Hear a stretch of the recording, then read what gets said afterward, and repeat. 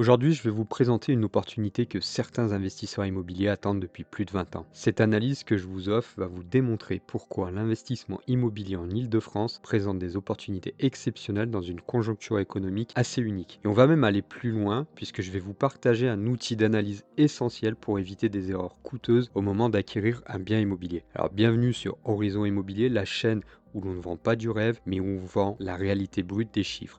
Et en ce mois d'avril 2026, si vous croyez encore que l'immobilier en Île-de-France ne fait que monter ou que vous avez raté le coche, eh bien écoutez-moi, vous êtes en train de passer à côté de l'opportunité de la décennie probablement. Depuis des mois, on a les médias qui vous bombardent avec des gros titres alarmistes, on vous parle de taux d'intérêt, on vous parle de blocage bancaire, on vous parle de baisse des prix et surtout on vous dit que les métropoles franciliennes sont devenues des zones sinistrées où aucun investisseur sensé ne devrait poser un pied.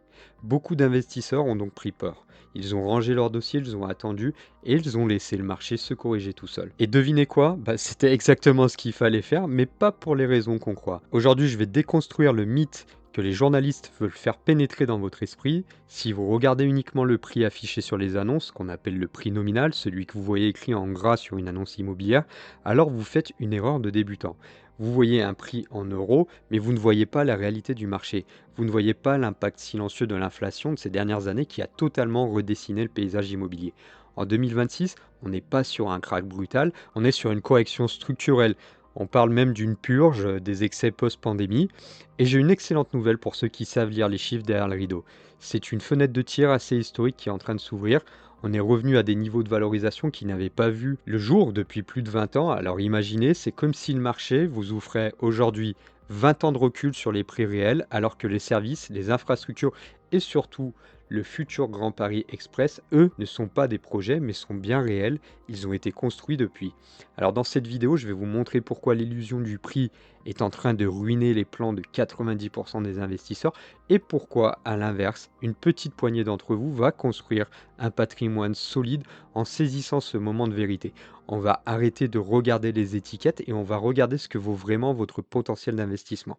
Alors préparez-vous parce que cette analyse, après l'avoir vue jusqu'au bout, vous allez plus observer une annonce immobilière de la même manière. Alors pour comprendre pourquoi je vous dis qu'acheter en Île-de-France en 2026 est une opportunité historique, il faut d'abord que l'on règle un problème de perception. Parce que comme je le disais dans l'introduction, la plupart des investisseurs font une erreur monumentale.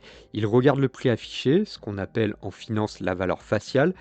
Vous ouvrez tout simplement votre site d'annonce favori, vous voyez un prix de 350 000 euros et votre cerveau va se dire bon c'est trop cher, j'ai loupé le coche. Mais ce chiffre tout seul, il ne veut pas forcément dire quelque chose, c'est une coquille un peu vide.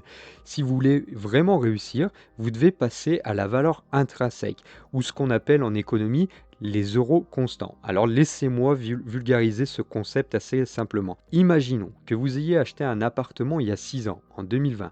Aujourd'hui, en 2026, ce même appartement est affiché au même prix. Alors vous pourriez vous dire, le marché a stagné, j'ai perdu mon temps. Et c'est là que vous vous trompez et que vous allez tomber dans le piège de l'inflation masquée. Parce que entre 2020 et 2026, l'économie française a subi une inflation cumulée de plus de 16%. Votre baguette, votre facture d'électricité et puis même votre essence, si vous faites le lien avec l'actualité, tout a grimpé. Si le prix nominal de votre appartement n'a pas bougé, ça signifie qu'en termes de pouvoir d'achat réel, il a chuté de façon massive. Et c'est là que le choc de la réalité va opérer.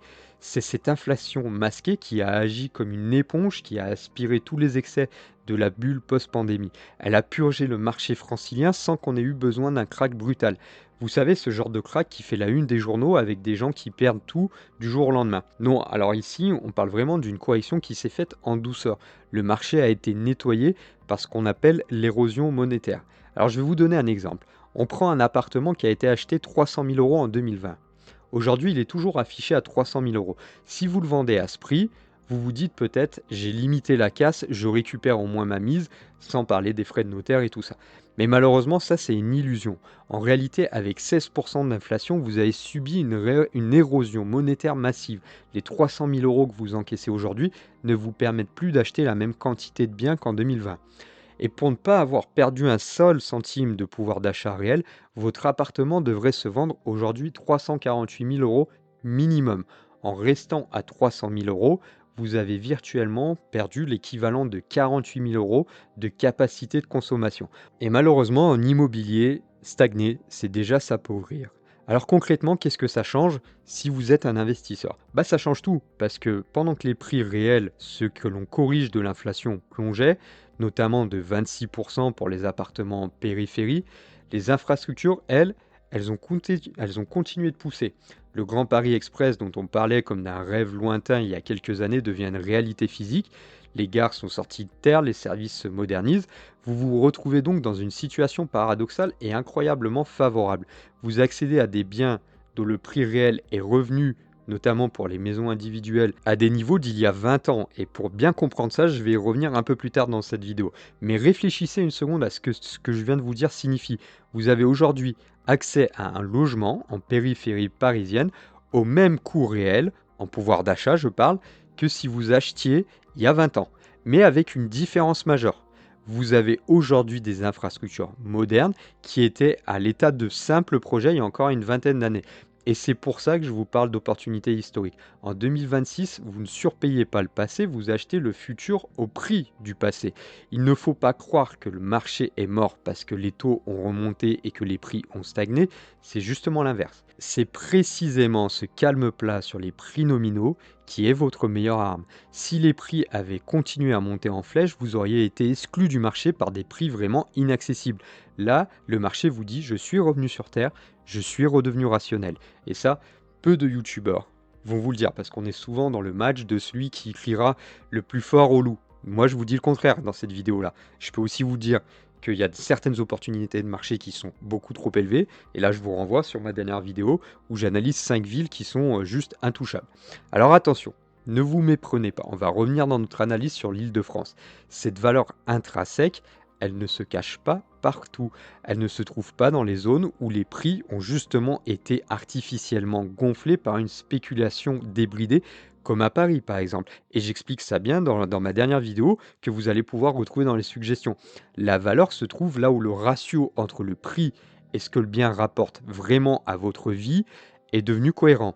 Alors comment savoir si vous êtes face à une vraie opportunité ou si vous êtes en train de regarder un bien qui reste surévalué malgré la correction? Et c'est là que je vais partager avec vous un outil d'analyse secret qui sert de boussole chez pas mal d'investisseurs qui sont dans un niveau assez avancé. Cet outil, c'est l'indicateur de Jacques Frigite. Et croyez-moi, une fois que vous aurez compris comment il fonctionne, vous ne regarderez plus jamais une annonce avec la même naïveté. Si vous êtes comme la majorité des futurs hackers, vous analysez probablement un bien immobilier en regardant le prix au mètre carré et vous vous dites, dans ce quartier, le prix moyen est de 5 000 € du mètre, donc si j'achète à 4 800 €, je vais faire une bonne affaire. Et c'est précisément là que vous allez vous faire avoir. Parce que ce chiffre n'est qu'une donnée isolée. Il vous manque le contexte, et dans le contexte, il manque notamment le revenu de ceux qui habitent là. Et c'est ici qu'intervient l'indicateur de Jacques Frigite. Alors pour vous expliquer simplement cet indicateur, imaginez un élastique. D'un côté, vous avez les prix de l'immobilier. De l'autre, vous avez les revenus des ménages. Quand les prix grimpent beaucoup plus vite que les salaires, l'élastique se tend. Il finit parfois même par craquer ou alors par revenir en arrière. L'indicateur de Frigite mesure la tension de cet élastique. On appelle ça la durée d'effort d'achat. En clair, combien d'années de salaire complet un ménage ou une personne seule doit-il consacrer pour acquérir son logement? Alors pendant la période de la folie immobilière entre 2015 et 2022, cet élastique était au bord de la rupture. Les années et les durées d'emprunt flirtaient entre 22 et 24 ans. En gros, pour acheter, il fallait s'endetter sur un quart de siècle, en y consacrant une part massive de ses revenus. C'était une anomalie assez historique. Mais regardez ce qui se passe depuis ce début d'année 2026. Grâce à la correction des prix nominaux et à la hausse lente mais régulière des revenus, l'élastique s'est peu à peu détendu. Et pour les maisons en grande et en petite couronne, la durée d'effort est descendue en dessous de 17 ans. C'est vraiment un plancher qui est assez inédit. On n'avait pas vu un tel niveau d'accessibilité depuis le milieu de l'année 2003. Alors qu'est-ce que ça signifie concrètement pour vous? Tout simplement que le marché a basculé. Si vous achetez une maison aujourd'hui en périphérie parisienne, vous le faites dans des conditions de solvabilité qui sont les plus saines depuis plus de 20 ans. Vous ne financez plus une bulle, vous financez un actif dont le coût, rapporté à votre travail, est devenu soutenable. Mais attention, car les indicateurs de Frigide nous révèlent aussi une fracture béante, un décrochage spectaculaire.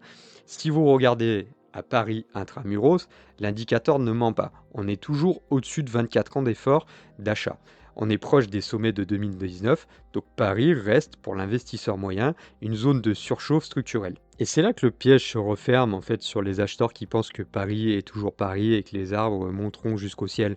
En termes de pure logique financière, l'écart entre la capitale et sa banlieue proche n'a jamais été aussi immense.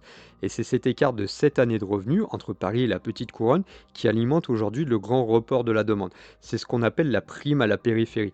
Les ménages et les investisseurs qui ont compris cet indicateur ont arrêté de se battre pour des studios minables et minuscules dans le centre de Paris où l'effort financier est insupportable pour se diriger vers des communes limitrophes. Et pourquoi? Parce que ces communes offrent grâce au Grand Paris des services qui n'ont rien à envier à la capitale, mais avec une durée d'effort qui permet à votre projet de respirer. Utilisez donc l'indicateur de Frigide, c'est donc abandonner l'idée de faire un coup à Paris pour adopter la stratégie de l'acheteur opportuniste en périphérie. Vous ne cherchez plus à acheter le bien le plus prestigieux, vous cherchez à acheter le bien qui offre le meilleur ratio entre votre capacité de financement et la réalité économique du territoire. Est-ce que vous voyez la différence à ce moment-là? Parce que d'un côté, vous allez avoir l'acheteur émotionnel, celui qui va s'endetter sur 25 ans à Paris pour le plaisir de dire qu'il est dans la capitale, en sachant très bien que la capitale est en surchauffe totale. Et puis de l'autre, vous avez l'investisseur de 2026, celui qui utilise la boussole de Frigide pour repérer les zones où l'effort d'achat est redevenu cohérent, là où les prix ont rejoint des niveaux de 2003, alors que l'économie locale, elle est en 2026. C'est dans cette zone de confort, cette zone de cohérence que vous devez viser. Mais attention, avoir la boussole, c'est bien, mais encore faut-il savoir comment les banques réagissent à ce nouveau paysage. Parce que même si le marché est redevenu plus sain, le nerf de la guerre, en 2026, ça va rester votre capacité à convaincre votre banquier que vous n'êtes pas un spéculateur, mais bien un investisseur sérieux. Et c'est le banquier qui vous parle justement. Et c'est ici, chers amis, que le scénario 2026 va vous surprendre. Parce que si vous avez écouté les discours défaitistes de 2024 ou de 2025, vous vous attendiez sans doute à une austérité bancaire totale, à des dossiers qui sont passés au scanner pendant un temps fou, pendant peut-être pas des mois, mais plusieurs semaines, pour au final essuyer un refus. Alors oubliez tout ça parce que le premier trimestre 2026 a vraiment marqué un tournant brutal dans le monde bancaire. On a un retour à la conquête commerciale, comme on l'appelle dans le monde des banquiers. Les banques, après avoir passé 2 ans à jouer la prudence et à reconstituer leurs marges, ont réalisé une chose simple. Elles ont besoin de nouveaux clients et de nouveaux projets. Et le marché du crédit immobilier est redevenu un terrain de chasse assez féroce. Elles cherchent plus seulement à prêter, elles cherchent à capter des profils patrimoniaux. Et ça, c'est votre levier numéro un en tant qu'investisseur. Parce qu'en mars 2026, les taux moyens tournaient autour de 3,25 sur 20 ans. Mais il ne faut pas s'arrêter à ce chiffre. C'est qu'une moyenne pour le grand public. Et si vous arrivez avec un dossier propre, si vous travaillez avec un bon courtier aussi, de manière bien préparée, vous n'allez pas jouer dans cette catégorie-là. Les meilleurs profils, ils peuvent aujourd'hui espérer des conditions proches de 3% sur 20 ans, voire 3,15 sur 25 ans. Mais le vrai changement, la véritable révolution aussi de cette année 2026, c'est l'apparition de ce qu'on appelle des enveloppes booster, entre guillemets. Alors de quoi il s'agit? C'est des prêts complémentaires qui sont proposés par certaines banques régionales à des taux qui vont vraiment défier toute concurrence. On parle là de 2,49 par exemple sur 25 ans avec des plafonds par contre, puisqu'on a des plafonds qui peuvent aller jusqu'à 50 000 euros ou jusqu'à 10% du montant total. Alors pourquoi est-ce que c'est une révolution? Parce que ce dispositif-là, il n'est pas fait pour les spéculateurs de salon, il est conçu pour des investisseurs ciblés. En injectant cette poche de crédit à taux réduit dans votre financement, vous allez réduire drastiquement le coût global de votre opération. Et vous allez transformer mathématiquement un projet qui aurait été assez limité en termes de rentabilité à un projet qui commence à avoir des chiffres de rentabilité assez intéressants dans une zone qui est elle aussi assez intéressante en termes de développement patrimonial. Et c'est là que vous devez changer de stratégie, de pensée et de paradigme. La plupart des gens vont chercher à décoder le marché pour trouver le prix le plus bas, mais le vrai investisseur, lui, il va utiliser le marché pour trouver la structure de financement la plus optimisée. Comprenez bien qu'à un moment donné, dans l'investissement immobilier, il faut savoir optimiser tous les critères si on veut aller chercher de la rentabilité sur des marchés aussi tendus que ceux de la région parisienne. Et puis il y a une donnée capitale que tout le monde oublie, c'est la stratégie de renégociation à 2 ou 3 ans. Actuellement, Les taux d'emprunt de l'État, ce qu'on appelle les OAT à 10 ans, sont plutôt stables autour de 3,3%. Mais les marchés financiers anticipent déjà une détente sur les taux directeurs. Donc si ces taux viennent à descendre à moyen terme sous les 2,5%, votre prêt contracté aujourd'hui en 2026 devient alors une pépite. Pourquoi? Tout simplement parce que vous serez en position idéale pour renégocier. Alors imaginez un peu le scénario. Vous achetez aujourd'hui un bien avec un rendement correct qui est financé par une banque qui veut vous conquérir. Dans 3 ans, vous renégociez votre taux à la baisse. Résultat, la banque, elle vous a toujours en tant que client, mais vous allez avoir une mensualité qui va baisser et donc vous allez pouvoir faire augmenter votre potentiel cash flow et votre rentabilité nette aussi, de facto. Et ça va vous permettre de faire un bond de géant sans que vous ayez forcément eu à faire de gros efforts. Et ça, c'est la vision de 2026. Vous achetez pas seulement un bien, vous construisez vraiment un montage financier qui est construit pour se bonifier avec le temps. Alors attention, ne confondez pas conquête commerciale voulue par les banques et argent facile, parce que les banques sont redevenues compétitives, certes, mais elles sont aussi redevenues ultra sélectives. Et pour obtenir ces fameux taux, déjà, il va falloir aller chercher généralement dans des banques régionales. Et puis, il va falloir arriver avec des dossiers solides. Elles veulent voir un dossier qui va respirer de la rigueur. Elles veulent voir que vous avez compris les règles du jeu, notamment dans les règles du jeu. Ça, les banques vont jamais vous le dire, mais elles vont mettre en place ce qu'on appelle de la créance relationnelle. Donc il va falloir ouvrir les comptes, il va falloir domicilier les revenus, des choses comme ça. Il va falloir aussi montrer, par exemple, que vous avez pu provisionner certains travaux, certains aléas, notamment pour intégrer les nouvelles règles liées au DPE, à la mise aux normes énergétiques du bien que vous pourriez acheter. Donc elles vont pas vous prêter à l'aveugle sur une belle adresse, mais elles vont vraiment vous prêter en rapport avec la stratégie que vous allez leur présenter. Donc si vous avez compris que l'indicateur frigide vous indique où acheter et que vous avez maintenant compris que la stratégie bancaire de 2026 vous explique comment financer un bien, il y a un dernier ingrédient qui est nécessaire à comprendre pour valider votre réussite. Cet ingrédient, il n'a rien à voir avec les taux, rien à voir avec le prix au mètre carré, mais il va vraiment dicter la valeur de votre bien pendant les 20 prochaines années. Ce sont deux piliers structurels. D'une part, le Grand Paris, et d'autre part, la loi ZAN. Deux facteurs qui, à eux seuls, changent radicalement la donne sur la rareté et la valeur de votre future acquisition, mais aussi sur la stratégie que vous allez adopter. Alors le premier pilier, le Grand Paris. Alors on oublie les promesses électorales, c'est bon, les élections sont passées. En 2026, on ne parle plus de projets sur le papier. Vraiment, les projets ont généralement abouti. On a la mise en service notamment de la ligne 15 Sud, par exemple, qui transforme radicalement la donne pour des communes qui, il y a 10 ans, étaient des zones plutôt enclavées. Prenez par exemple Villejuif, qui, avec l'interconnexion entre la ligne 14 et la ligne 15 Sud, à la station Gustave-Roussy, devient alors un nœud stratégique de premier plan. C'est simple, ces nouvelles lignes de métro vont créer de la richesse automatiquement autour de chaque arrêt. Le temps de trajet est raccourci, le confort augmente et mécaniquement, la demande locative explose. Vous achetez plus un appartement, vous achetez une connexion au cœur économique de la région. Et puis ensuite, c'est le point que la majorité des investisseurs négligent, c'est la loi ZAN, le zéro artificialisation nette. La loi climat et résilience a imposé une réduction drastique de la consommation d'espaces naturels d'ici 2031. Alors concrètement, qu'est-ce que ça veut dire pour vous? Ça signifie que la construction de nouvelles maisons individuelles va devenir un enfer administratif, voire une impossibilité totale dans de nombreuses communes. C'est une loi qui crée une rareté artificielle. Et contrairement à un appartement que l'on peut densifier en construisant des étages supplémentaires, une maison individuelle, elle existe avec son terrain et ça c'est une ressource finie. Et la loi ZAN, elle transforme les maisons déjà construites en actifs collecteurs en quelque sorte dans la région capitale. Vous comprenez donc le levier. Vous avez d'un côté une demande qui est boostée par le Grand Paris et de l'autre une offre qui est figée par la loi ZAN. Et c'est vraiment l'équation parfaite pour une valorisation à long terme. Mais là aussi, il ne va pas falloir être naïf. Si vous achetez une passoire énergétique dans une zone où le Grand Paris ne passera jamais, la loi ZAN, elle ne va pas vous permettre de sauver votre investissement. En 2026, la valorisation, elle ne se décrète pas, elle se sélectionne.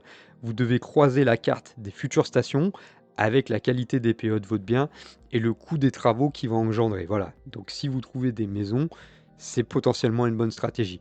Et c'est là la vision du stratège. Soit vous misez sur des communes qui profitent du désenclavement, tout en sécurisant la rareté foncière par la possession d'actifs protégés par la loi ZAN. Vous ne cherchez plus une ville dynamique, en général, vous allez chercher une station de métro précise et une typologie de biens qui devient chaque année un peu plus rare. On a donc déconstruit le fameux mythe, on a analysé les indicateurs de Frigide, on a compris la nouvelle donne bancaire et on a identifié les moteurs structurels que sont le Grand Paris et la Loisanne. Mais maintenant, la question à 1 million d'euros, c'est qu'est-ce que vous allez faire lundi matin? En avril 2026, vous l'avez compris, l'Île-de-France, c'est plus un terrain de jeu pour les amateurs qui espèrent une hausse des prix automatique et liée à la simple magie de l'adresse. Vraiment, là, c'est devenu un marché de chirurgiens et pour agir, vous devez vraiment vous identifier à l'un des deux profils que le marché actuel propose. Le premier profil, c'est ce que j'appelle le profil patrimonial ou celui du conservateur. Ce profil, il n'est pas là pour faire un coût financier ou pour viser une rentabilité à 2 chiffres qui vous ferait passer vos nuits à gérer des problèmes de gestion locative. Si vous voulez de la rentabilité à 2 chiffres, je vous envoie faire mes autres vidéos, notamment sur la vidéo ou comment investir avec 200 euros. Non, donc là, on est vraiment sur le profil conservateur qui va viser la sécurité absolue. Si votre priorité, c'est vraiment de bâtir un capital sur 20 ans en dormant sur vos 2 oreilles, c'est vers des communes comme Versailles, comme Boulogne-Billancourt, comme Saint-Cloud, comme Rueil-Malmaison que vous devez vous orienter dans votre recherche. Ici, la rentabilité immédiate, elle est évidemment sacrifiée sur l'autel de la qualité de la signature. Votre locataire sera un cadre, un expatrié, une famille stable et le risque de vacances, il est proche de zéro.